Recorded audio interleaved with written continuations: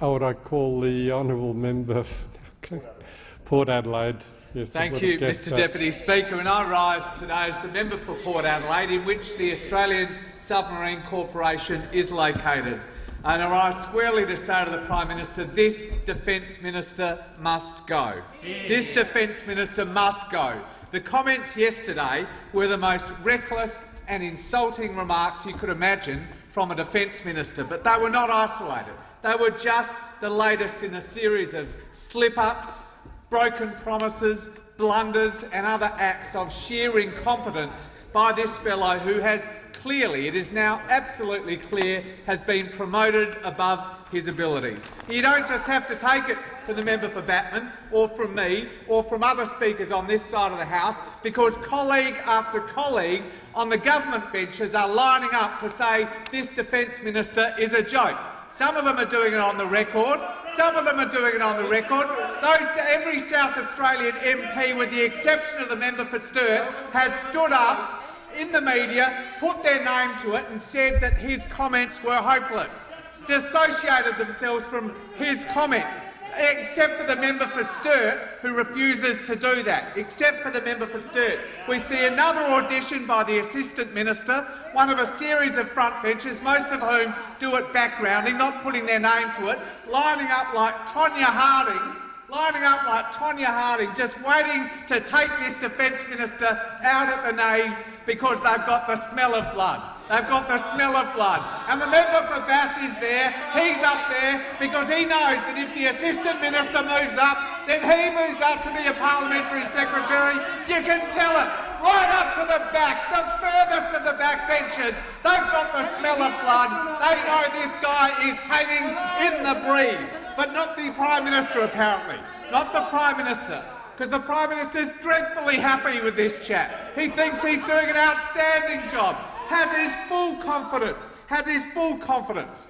Quite happy to see a minister stand up and disparage in the other place the skills of some of the most highly skilled tradesmen and women in this country, building and sustaining some of the most important naval assets this country has, our submarines and our air warfare destroyers. And before I get to some of those policy issues that the member for Batman has so skillfully outlined, just consider the human impact. Just consider the human impact. There are 3,000 workers at the Australian Submarine Corporation, mainly in South Australia but also in Western Australia. And thousands of those workers have had their capacity, their lifelong skills, impugned by this Defence Minister.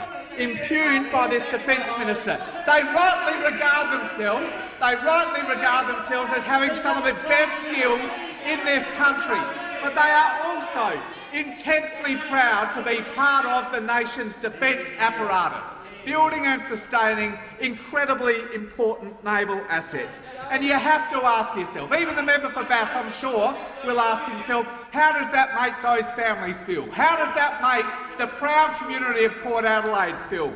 Well, I won't talk about that. I'll talk about the quotes from Andrew Daniels, who's an Australian submarine court worker, has been for years, a proud worker with amazing skills. Amazing skills.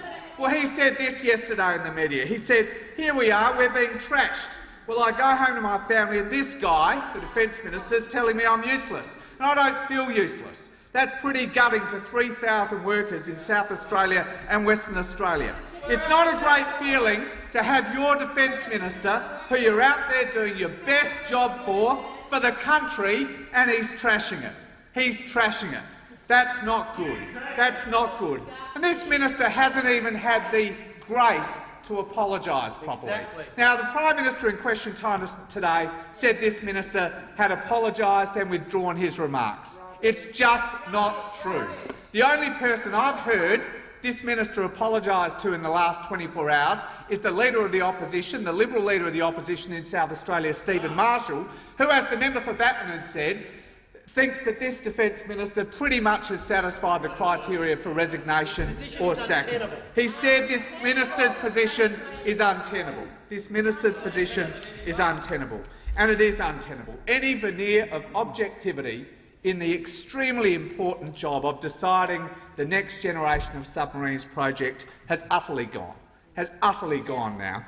This minister is clearly committed to giving these jobs overseas to Japan. He must go Order. or be sacked. The honourable member for Bath.